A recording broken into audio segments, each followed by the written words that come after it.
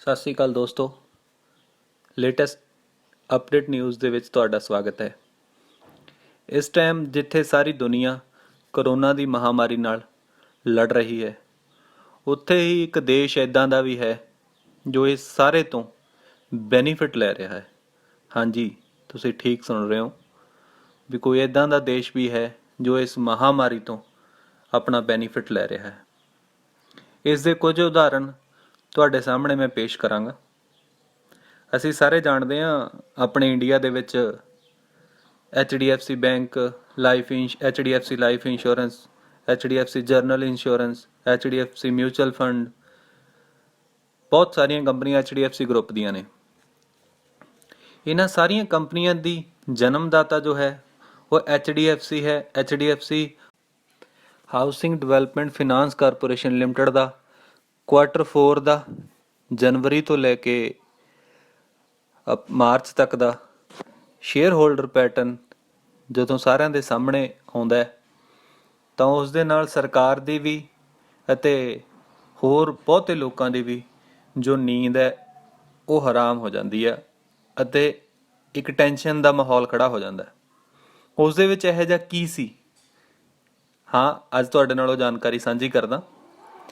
ਆਪਾਂ ਸਾਰੇ ਜਾਣਦੇ ਹਾਂ ਕਿ ਕਰੋਨਾ ਨੂੰ ਜਨਮ ਦੇਣ ਵਾਲਾ ਦੇਸ਼ ਚਾਈਨਾ ਹੈ, ਜਿੱਥੇ ਦਸੰਬਰ ਤੋਂ ਕਰੋਨਾ ਵਾਇਰਸ ਦੀ ਮਹਾਮਾਰੀ ਚੱਲ ਰਹੀ ਹੈ।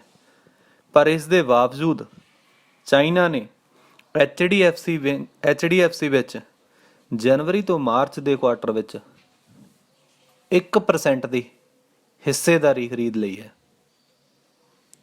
1% ਹਿੱਸੇਦਾਰੀ ਦੇ ਵਿੱਚ ਲਗਭਗ $2.25 ਕਰੋੜ ਸ਼ੇਅਰ HDFC ਦੇ ਤਕਰੀਬਨ 3000 ਕਰੋੜ ਰੁਪਈਆ China the people bank of China ਨੇ HDFC ਬੈਂਕ ਦੇ ਵਿੱਚ ਇਨਵੈਸਟ ਕੀਤਾ ਹੈ।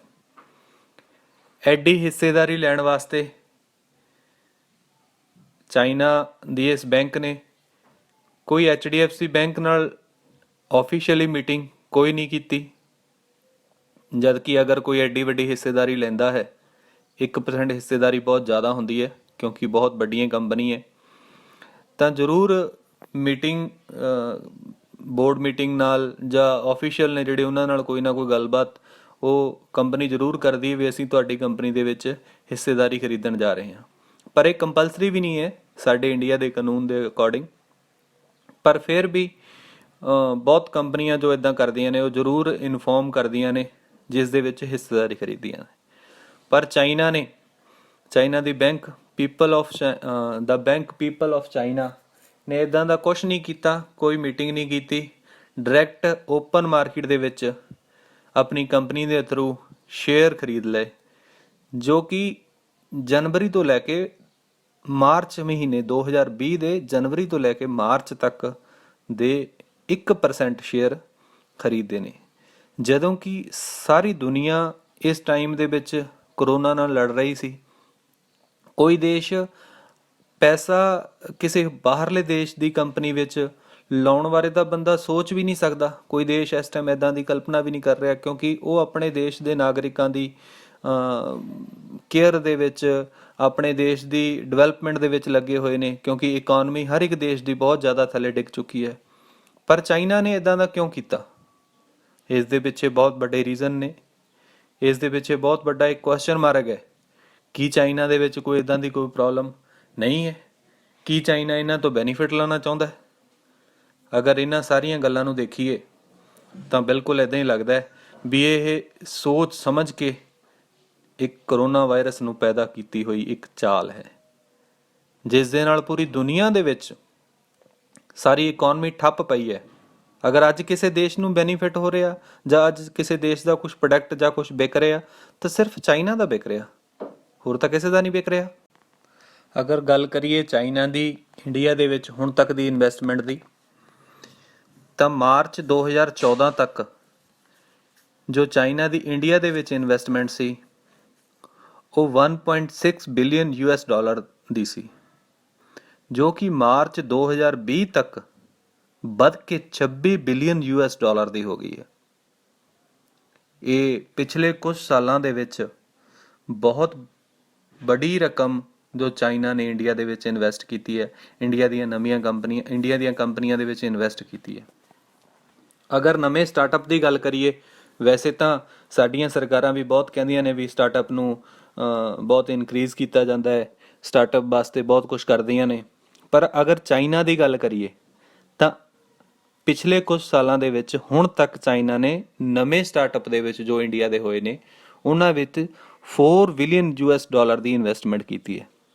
ਇਹ ਇੱਕ ਬਹੁਤ ਵੱਡੀ ਰਾਸ਼ੀ ਹੈ, ਬਹੁਤ ਵੱਡੀ ਰਕਮ ਹੈ, ਕਿਉਂਕਿ ਪਹਿਲਾਂ ਇਹ ਸਾਰਾ ਕੁਝ ਦੇਖਦੇ ਹੋਏ ਗੌਰਮੈਂਟ ਆਫ ਇੰਡੀਆ ਵੀ ਹੁਣ ਕੁਝ ਹਰਕਤ 'ਚ ਆਈ ਹੈ।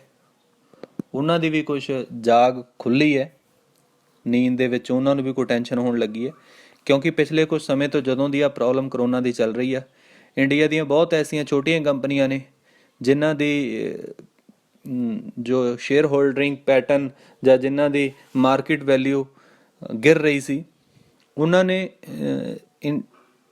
ਸਰਕਾਰ ਨੂੰ, ਇੰਡੀਆ ਦੀ ਸਰਕਾਰ ਨੂੰ ਵੀ ਬਹੁਤ ਲੈਟਰ ਲਿਖੇ ਨੇ ਕਾਫੀ, ਜਿਨ੍ਹਾਂ ਦੇ ਵਿੱਚ ਦੱਸਿਆ ਵੀ ਚਾਈਨਾ ਜੋ ਕਿ ਛੋਟੀਆਂ ਕੰਪਨੀਆਂ ਦੇ ਵਿੱਚ ਇਨਵੈਸਟ ਕਰ ਰਿਹਾ ਅਤੇ ਇਹ ਨਾ ਹੋਵੇ ਵੀ ਉਹ ਸਾਡੀਆਂ ਕੰਪਨੀਆਂ ਨੂੰ ਐਕਵਾਇਰ ਕਰ ਲਵੇ, ਕਿਉਂਕਿ ਪਹਿਲਾਂ ਇੰਡੀਆ ਦਾ ਜੋ ਕਾਨੂੰਨ ਸੀਗਾ ਉਹਦੇ ਵਿੱਚ ਕੋਈ ਵੀ FPI, FDI ਜਾਂ FFI ਫੋਰਨ ਇਨਵੈਸਟਰ ਇੰਡੀਆ ਦੇ ਵਿੱਚ ਸਰਕਾਰ ਤੋਂ ਬਿਨਾਂ ਪੁੱਛੇ ਕੁਝ ਸੈਕਟਰਾਂ ਨੂੰ ਛੱਡ ਕੇ, ਬੈਂਕ ਜਾਂ ਕੁਝ ਹੋਰ 5-10 ਸੈਕਟਰਾਂ ਨੂੰ ਛੱਡ ਕੇ ਬਾਕੀਆਂ ਦੇ ਵਿੱਚ ਡਾਇਰੈਕਟ ਜੋ ਓਨਰਸ਼ਿਪ ਆਪਦੀ ਉਹ ਬਿਨਾਂ ਇਨਵੋਲਵਮੈਂਟ ਤੋਂ ਸਰਕਾਰ ਦੀ ਉਹ ਖਰੀਦ ਸਕਦੇ ਸੀ।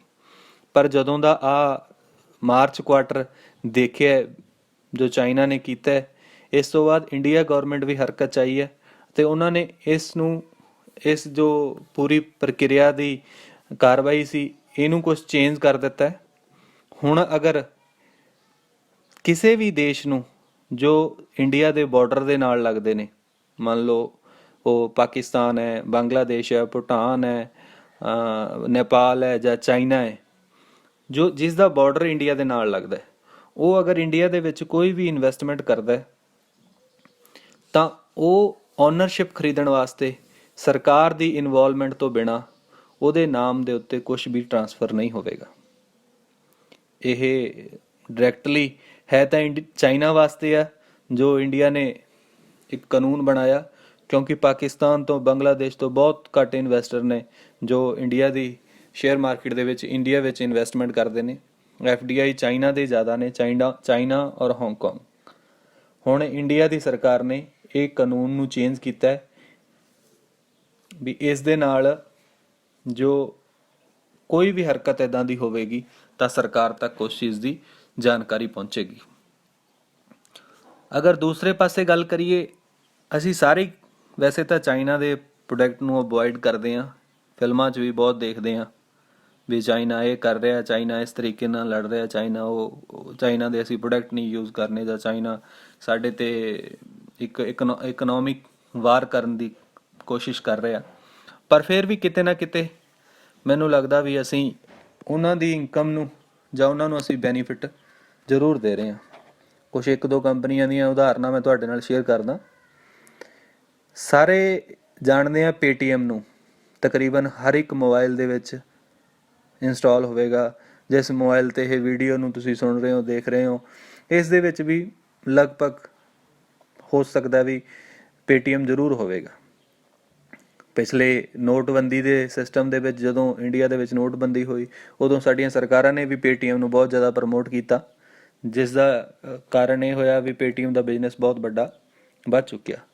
ਪਰ ਕੀ ਸਾਨੂੰ ਇਹ ਪਤਾ ਵੀ Paytm ਦੇ ਵਿੱਚ ਸਭ ਤੋਂ ਜ਼ਿਆਦਾ ਹਿੱਸੇਦਾਰੀ ਕਿਸ ਬੰਦੇ ਦੀ ਹੈ? ਨਹੀਂ ਪਤਾ ਹੋਵੇਗਾ, ਸ਼ਾਇਦ ਹੋ ਸਕਦਾ ਬਹੁਤਿਆਂ ਨੂੰ ਪਤਾ ਵੀ ਹੋਵੇ। ਅਗਰ ਬਹੁਤ ਵੱਡੀ ਹਿੱਸੇਦਾਰੀ ਦੀ Paytm ਦੀ ਗੱਲ ਕਰੀਏ ਤਾਂ Paytm ਦੀ ਸਭ ਤੋਂ ਜ਼ਿਆਦਾ ਹਿੱਸੇਦਾਰੀ ਹੈ ਜੋ ਅਲੀਬਾਬਾ ਦੇ ਮਾਲਿਕ, ਫਾਊਂਡਰ, ਅਲੀਬਾਬਾ ਗਰੁੱਪ ਦੇ ਜੋ ਫਾਊਂਡਰ ਨੇ ਜੈਕ ਮਾ, ਜੋ ਇੱਕ ਚਾਈਨੀਜ਼ ਬੰਦਾ ਹੈ, ਉਹਦੀ ਹਿੱਸੇਦਾਰੀ ਸਭ ਤੋਂ ਜ਼ਿਆਦਾ Paytm ਦੇ ਵਿੱਚ ਹੈ। ਸੁਣਨ ਵਿੱਚ ਤਾਂ ਇਹ ਵੀ ਆ ਰਿਹਾ ਕਿ ਜੈਕ ਮਾ ਦਾ ਰਿਲੇਸ਼ਨ ਹੈ ਜੋ ਚਾਈਨਾ ਦੀ ਰੂਲਰ ਪੀਪਲ ਪਾਰਟੀ ਦੇ ਨਾਲ ਹੈ, ਅਤੇ ਹੋ ਸਕਦਾ ਵੀ ਚਾਈਨਾ ਦੇ ਵਿੱਚ ਉਹ ਆਉਣ ਵਾਲਾ ਪ੍ਰਧਾਨ ਮੰਤਰੀ ਵੀ ਹੋਵੇ। ਇਹ ਤਾਂ ਸਿਰਫ ਇੱਕ ਕੰਪਨੀ ਦੀ ਗੱਲ ਕਰ ਰਹੇ ਹਾਂ। ਦੂਸਰੀ ਜਿਸ ਨੂੰ ਅਸੀਂ ਬਹੁਤ ਜ਼ਿਆਦਾ ਸਾਡੇ ਇੰਡੀਆ ਦੇ ਵਿੱਚ ਤਾਂ ਕਰੋਨਾ ਦੇ ਵਿੱਚ ਵੀ ਬਹੁਤ ਜ਼ਿਆਦਾ ਯੂਜ਼ ਕੀਤਾ ਜਾ ਰਿਹਾ। ਜੋਕ ਇੰਟਰਟੇਨਮੈਂਟ ਦੇ ਲਈ ਸਭ ਤੋਂ ਜ਼ਿਆਦਾ ਅਗਰ ਗੱਲ ਕਰੀਏ ਵਰਲਡ ਦੇ ਵਿੱਚ ਤਾਂ ਉਹ ਸਾਡੇ ਇੰਡੀਆ ਦੇ ਵਿੱਚ ਉਹ ਐਪਲੀਕੇਸ਼ਨ ਯੂਜ਼ ਹੋ ਰਹੀ ਆ, ਜਿਸ ਦਾ ਨਾਮ ਹੈ ਟਿਕਟੌਕ। ਟਿਕਟੌਕ ਦਾ ਵੀ ਇਨਡਾਇਰੈਕਟਲੀ ਡਾਇਰੈਕਟਲੀ ਅਸੀਂ ਜੋ ਫਾਇਦਾ ਹੈ ਉਹ ਚਾਈਨਾ ਨੂੰ ਪਹੁੰਚਾ ਰਹੇ ਹਾਂ, ਕਿਉਂਕਿ ਇਹ ਵੀ ਇੱਕ ਚਾਈਨੀਜ਼ ਕੰਪਨੀ ਹੈ। ਇਹ ਸੀ ਕੁਛ ਐਸੀ ਇੰਪੋਰਟੈਂਟ ਜਾਣਕਾਰੀ ਜੋ ਮੈਂ ਤੁਹਾਡੇ ਨਾਲ ਸਾਂਝੀ ਕਰਨਾ ਚਾਹੁੰਦਾ ਸੀ। ਮਿਲਦੇ ਹਾਂ ਅਗਲੀ ਵਾਰੀ ਕੁਛ ਹੋਰ ਇੰਪੋਰਟੈਂਟ ਨਿਊਜ਼ ਦੇ ਨਾਲ, ਕੁਛ ਨਵੀਂ ਜਾਣਕਾਰੀ ਦੇ ਨਾਲ। ਤਦ ਤੱਕ ਲਈ ਸਤਿ ਸ੍ਰੀ ਅਕਾਲ ਜੀ।